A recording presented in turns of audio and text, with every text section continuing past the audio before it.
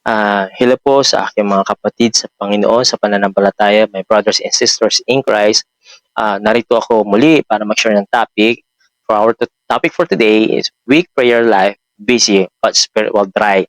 So ang panalangin ng manghihina, dahil nga sa pagiging busy, ang espiritu ay natutuyo. So the issue is many Christians love God but don't spend intentional time with Him daily. So tayo po bilang Kristiyano, kasama po ako doon, hindi pa ako exempted. So yes, we love God. Nasasabi natin, express natin yon, ay pinupost natin din sa mga social media, sa TikTok, sa Facebook, Instagram, sa lahat. Walang masama mag-express ng pagmamahal. Pakita natin na we love God, we are not ashamed. Tama po. Pero kamusta po yung prayer life po natin? Minsan po nanineglect natin yung prayer natin. Minsan nga po sa January hanggang December, so sa isang buwan, so 1 week, minsan isang beses lang, sa sa minuto, isang ganon. So, magpasalamat pa rin ba tayo dahil nasa grace pa rin tayo ni Lord. We thank God, pero napaka-powerful po ang prayer. Huwag po nating babaliwalayan ang prayer. Ito ang prayer po ang magbibigay ng tagumpay sa ating buhay. So, napakahalaga po ang prayer po. So, I just want to share the key verse in Book of Matthew, chapter 26, verse 41. Watch and pray that you enter not into temptation. The spirit indeed is willing, but the flesh is weak. So, tayo po ay magbantay at manalangin. So, tayo po ay mayroon po tayong trabaho na dapat natin gawin. Ito ay bantayan yung ating spiritual life at manalangin. So, para hindi tayo mahulog sa tukso, sa temptation. Dahil ang spirito po ay willing, but ang flesh ay mahina. So, ito po ay naglalabanan. Yung flesh, ito yung gusto niya, at yung spirit, ito yung gusto niya. So, kailangan po natin talaga ang prayer kung bakit pa rin tayo nakakatayo, kapatid. Dahil naniniwala ako, may nagpray-pray sa'yo. Hindi dahil sa ginawa mo, hindi dahil sa may kakayahan ka, hindi sa magaling ka. No. It's all about there's someone praying for you. So, that's why we need to thank na ginagamit ni Lord yung mga tao na nananalangin sa atin kung bakit pa rin tayo buhay at nananatili sa Kanya. Okay? So, I just want to share key points for point number 1 is prayer is your spiritual strength. So, ang panalangin po mo ay ang espiritu ng magbibigay ng kalakasan sa iyo. So, Bible verse in Ephesians chapter 6 verse 18. Prayer always with all prayer, supplication and spirit, and watching through on with all perseverance and supplication for all sin. So sa Tagalog po, ang lahat ng ito'y gawin ninyo na may panalangin at pagsamo. Manalangin kayo sa lahat ng pagkakataon sa patnubay ng Espiritu. Lagi kayong maging handa at patuloy na ipinalangin ang lahat ng hinirang ng Lord. So, napakalaki po ang part ng prayer po. So, yan po yung magiging sandata po natin. Ipanalangin po natin yung mga lingkod ng Lord na ginagamit sa Great Commission, sharing the gospel, disciples, talagang they doing for the kingdom of God. So, sila po yung unang tinatarget ng kaaway po kasi sila po yung gumagawa ng kalooban ng Panginoon. Maging sa atin, ay panalangin din natin ang ating sarili dahil din ay protected. Kailangan natin protektahan kasi gumagawa din tayo sa karehan ng Lord. So yung unang-unang tatargetin ng kaway ay yung mga gumagawa sa karehan ng Diyos. So yan po sa Tagalog, okay, sa explanation po, I just want to share for explanation. Prayer connects us to God's power. Without it, our spiritual life weakens, making us vulnerable to temptation. So, ang Tagalog po ay, ang panalangin ay nag-uugnay sa atin sa kapangyarihan ng Diyos. So, wala po tayong kapangyarihan. Tandaan po natin wala tayong kapangyarihan. So, may kapangyarihan lang po si God. So, wag natin kiklaim na may kapangyarihan po tayo. Oops, si Lord lamang po yung may kapangyarihan. So, kung walang ito, humihina ang ating espiritu ng buhay. Nagiging vulnerable tayo sa tukso. So, open tayo sa temptation, wala tayong protection. Open tayo sa, alam niyo na, sa kasalanan, sa lahat ng wala tayong protection. So, si Lord lamang po ang magbibigay ng protection sa atin para po malagpasan na at matagumpayan yung tukso sa ating buhay. So, illustration po, just like a phone without charging eventually dies. So, katulad na po ng cellphone, pag wala na po siyang baterya, mamamatay po siyang pusa dahil kailangan po ng cellphone ay charge. So, Christian life with a prayer is slowly losing their spiritual energy. So, ganun din po sa atin. So, bilang Kristiyano na walang panalangin, ay unti-unti po humihina ang kanyang espiritu. Ibig sabihin, unti-unti ninanakaw, unti-unti pinapatay, unti-unti nawawala yung faith, yung belief mo, yung relationship mo sa Lord, unti-unti papatayin yun. Yung belief mo sa Lord, yung first love mo sa Lord, unti-unti ka na nawawala na pala. So mag-ingat po tayo doon, kailangan po natin mag-pray. So example po katulad, Daniel pray at 3 times. Si Daniel po, Daniel pray in 3 times a day. Eventually, the law prohibited it in the book of Daniel chapter 6 verse 10. His commitment keep him spiritual strong despite challenges po sa kanya. So basahin po natin yon sa Daniel chapter 6 verse 10. So now when Daniel knew that his written was signed, he went into his house and his windows being open in his chamber toward Jerusalem. He kneeled upon his knee 3 times a day and pray and give thanks before his God, and as he did 4 times. So ibig sabihin si Daniel, grabe po, kasi nga yun doon sa panahon nila, sa government nila yon, king talaga inapprove na sino mahuli na mananalangin sa tunay ng Lord na Diyos na hindi sumasamba sa ganito ay papatayin. So pero si Daniel hindi po siya natinag, hindi po niya kinahiya ang kanyang Diyos. So, kung titignan natin, disobedience sa batas, talaga papatayin siya, pero hindi niya po kinahiya yon. Talaga pinakita niya na talaga so he pray for Jerusalem na yun, na magbalik sila sa loob sa Panginoon. So sino kaya tatayo sa Panginoon na hindi niya ikakahiya yung pananampalataya, prayer. So doon sa prayer niya ay talaga po nanaig yung pag-ibig ni Daniel sa door. Talagang ginawa niya yung daily, 3 times a day. So nakaka-bless po, di ba? So question po, can be a strong Christian without prayer, sabi niyo doon. So ang Kristiyano ba ay magiging malakas kahit ng panalangin? Sagot po, no. Prayer fuels your relationship with God and gives strength to face daily trials. So ang prayer po ay katulad po ng gasolina. So ganun po ang isang kotse, ang isang motor na wala pong gasolina po, hindi po aandar po yun, hindi makakarating sa paroroonan. So ganun din po sa atin. Kailangan natin fuel. Kailangan natin yung mapuno tayo sa yung relationship natin kagaya yung pag-ibig, yun po magpapatibay po sa atin sa lahat ng ating pagsubok na haharapin pang araw-araw.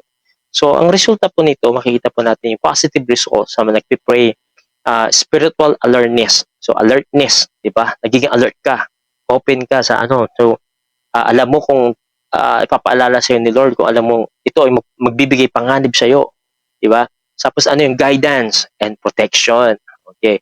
Yung negative naman result na without prayer, weakness, easy to temptation, and spiritual dryness. So, manghihina ka, madali kang matukso, at yung spirit mo ay tuyo.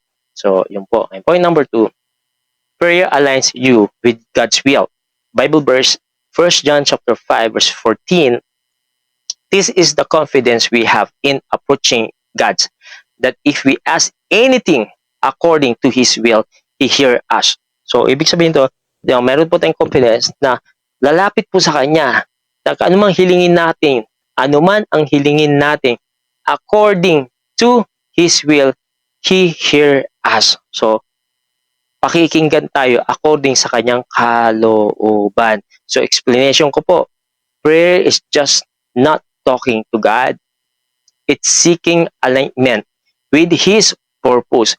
Without prayers, we follow our own desire instead of God's plan. So, diba? So, without prayer, nakala mo, sinusunod mo, hindi na pala yung gawa, yung nature na ng laman pala nating sinusunod natin. Pero yun pala, nawala na tayo sa plano, kalooban ng Lord. Illustration po. Think of prayer as a GPS for your life. So, GPS po, di ba? Sa Google Map, para makapunta ka dun sa mapupuntahan mo, sa destination mo. So without it, we wondered. So we arrive safely for God's plan. Ibig sabihin, pag ang doon, nilagay mo doon yung si God ang mag-aano sa iyo, dadaling ka ni Lord sa tama sa destination mo na ikaw ay ligtas, secure sa plano niya.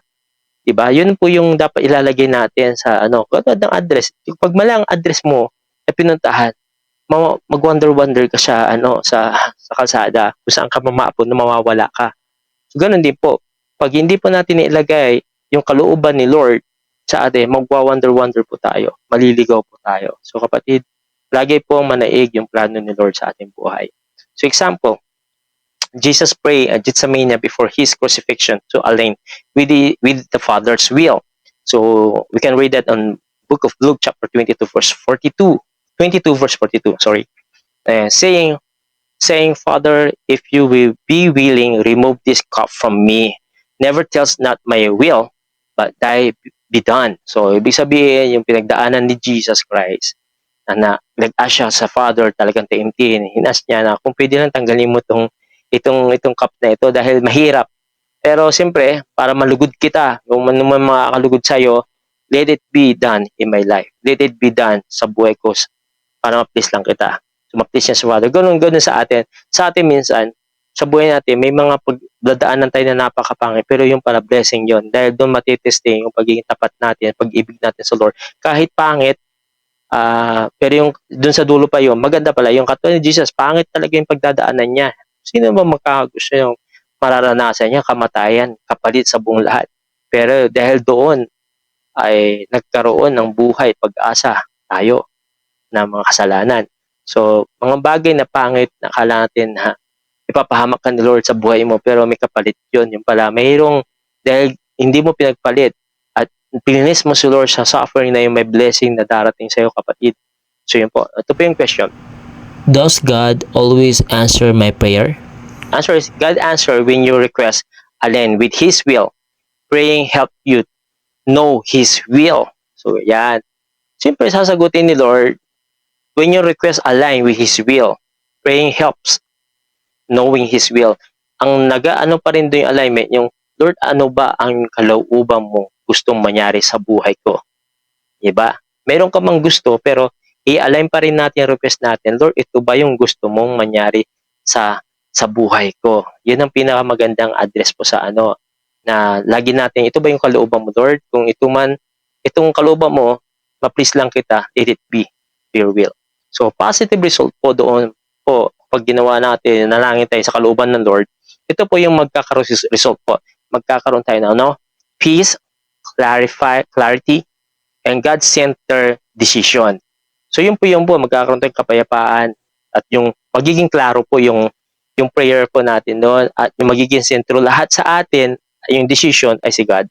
At negative naman, pag hindi po tayo inilagay natin yung will ni Lord, ito po yung magiging confusions, frustration, and following your own desire instead of God's plan. So magka-confuse ka, magkalito-lito ka, mapofrustrate ka, magkakaroon ka ng anxiety, depression, kasi frustrated ka na eh. And following your own desire, yung desire mo, yung nature ng laman mo, yung napipili sa'yo, yung gustong-gusto, nalulugod ka, instead of God's plan. Hindi po yung ibibigay ni Lord sa'yo, yung desire ng flesh po natin. Hindi po ibibigay ni Lord, yung gusto ni Lord, yung plano niya na makakabuti sa ating buhay. So, point number 3, prayer protects you from temptation. Ang panalangin po magpo-protect sa'yo sa temptasyon, sa hulog ng tukso. Diba? Bible verse in Matthew chapter 26 verse 41. Yun nga, watch and pray that you na enter not into temptation. The spirit is indeed is willing, but the flesh is weak. So explanation po, prayer is like a spiritual shield. So ang ating prayer po ay katulad ng spiritual shield. When they neglected it, we become easy to target for sin. So kailangan po natin ng shield po. Dahil po ang magkaka-protect po sa atin sa pana ay shield po. So pag wala po yung matatarget, madali tayong matira ng kasalanan. So illustration po, a soldier without armor is defensive in battle. I believe without prayer is defensively against the temptation. Wala tayong depensa. So open po tayo sa temptation. Madali tayong matalo, madali tayong magapi, madali tayong malose. So example, katulad ni Peter. Peter fell into denial of fear because of he was not spiritual alert. So we can read that in book of Luke chapter 22 verse 31 to 34. So si Peter na deny niya si God dahil nga hindi siya spiritual alert. So ayun po, bumaksak po siya doon. So ganoon din sa atin. Kung wala tayong prayer, mabilis po tayo magapi ng kaaway because wala tayong protection. So ito po yung tanong. why do I feel even when I want to do right? 'Di ba? Bakit ako bumabaksa, gumagawa naman akong tama? Ang sagot po, without prayer, your spiritual may be willing, but the flesh is weak. Prayer strengthens your spirit. So yun po yun doon. Wala namang mas magawa mo mabuti pero bumabaksak ka pa rin sa tukso. O ibig sabihin, kailangan mo bantayan ang spiritual life natin. Kailangan natin ng protection galing sa Lord, kundi sa atin. So, kasi kung sa atin yung babaksak tayo. So kailangan kaya natin nananalangin, nagpapakumbaba tayo, Lord, protect me always. I-align mo ako, bigyan mo ako ng wisdom to choose yung tama, hindi yung at ma-discern ko kung ito ba ay galing sa iyo or hindi galing sa akin lang o galing sa kaway. Okay, whatever. So yung positive po na result po doon, yung protection po, ito po, is resisting to the temptation and spiritual protection. Yun po yung benefits po natin.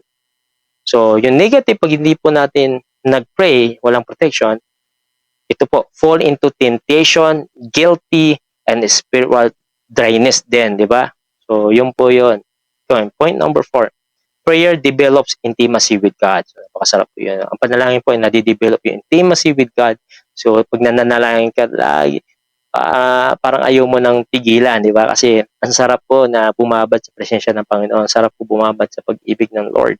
So the Bible verse in Book of Psalms 145 verse 18, the Lord is near to all who call on Him, to all who call on Him in truth. Okay. So lahat po ay walang pinipili si Lord dyan. Sabi niya, to all whom, kung sino man yan, lumapit ka kay Lord free. Yung lalapit ka sa Kanya na may na sa Kanya at katotohanan. So lumapit tayo na 100% na do not doubt to Him. Kaya tayo lumalapit dahil tunay ang ating Diyos. Explanation po, Prayer is not just asking for things, it's building a relationship. Without prayer, here, love for God become routine instead relational. So nagiging routine, nagiging parang traditional lang. Nagiging utos lang. Wala yung kusang, talaga intention na kusa. Na talagang, huwag mo itong gagawin pang ritual. Gawin mo ito na may pagmamahal. Gawin mo ito parang tatay mo. Diba? Gawin mo ito katulad ng best friend. Sa personal. Diba? So, illustration po. Friendship without communication fades. Our relationship with God depends through prayer. So, ang kaibigan po na wala pong communication, ito po ay nawawala. Nag-fade po. So, ang relationship natin depends through prayer. Depends. Lalong lumalalim sa pamamagitan sa pananalangin. So, lumalalim, lalo natin nakikilala ang Diyos. So, example po, katulad ni Hannah. Hannah prayed earnestly for the child, and God answered because of her heartfelt prayer. In the book of 1 Samuel in chapter 1, verse 10 to 20. So, mababasa po natin yon. So, si Hannah po ay talaga po nanalangin siya na talaga earnest talaga na for the child, and God answered him, di ba? Talaga sinagot siya ng Lord dahil na-please niya si God dahil naramdaman ni God na talagang he treat ni Hannah si God as a best friend, as a close friend, as a special friend sa buong buhay niya. Kaya nga sinagot siya ng Panginoon. So treat natin siya na sa father, best friend, close. Talagang huwag tayong mahiya, di ba? So question po, I feel too busy to pray. It's that okay? So, ano na mo, na busy ka, pray, okay ba yon? So, kasagot po, God desired your time. Yan. Even a few minutes, heartfelt prayer, daily deepens intimacy. So, ang Diyos po ay dinisenyo po tayo. Ay sakop po tayo na may oras. So, hindi po dahilan po is too busy tayo. Sa totoo, that's not excuses. Kasi, hinihingi lang ni Lord kahit di ka lumuhod na 10 oras, 12 oras. Ano po? Minuto lang. Yun talagang galing sa puso. Daily, depends intimacy. Depends. Magiging malalim sa intimacy natin, sa pag-ibig natin sa Lord, sa Kanya. So, yun po. Yun talagang totoo katulad ni Hannah. Kasimple lang. Di kailangan ni Lord na maraming sulat na kung anong pang ginamit mo para marinig ka ni Lord. Yung maging totoo tayo sa puso natin. Maging totoo tayo sa ating puso, sa ating isipan. Di ba po ba? So ito yung positive result po ng prayer dun sa ano. It's strong faith, comfort, and guidance. Ayan, magiging malakas ang pananampalataya, i-comfort ka ng Lord, sa tuwing iyak ka, yayakapin ka niya, mararamdaman mo siya na may yumayakap sa'yo at gagayad ka niya. Pero yung negative po na wala pong prayer is feeling distance from God, malayo, lack of direction, nagkukulang sa direction, at spiritual dryness. So, yung kapatid, mayroon pa akong encouragement word. Prayer is your lifeline. It strengthens, protects, guides, and connects you to God. Start small if busy. 5 minutes morning and night. Consistency matters more than duration. Remember, the prayer of righteous a person is powerful and effective. In the book of James, chapter 5, verse 16, even when life is hectic,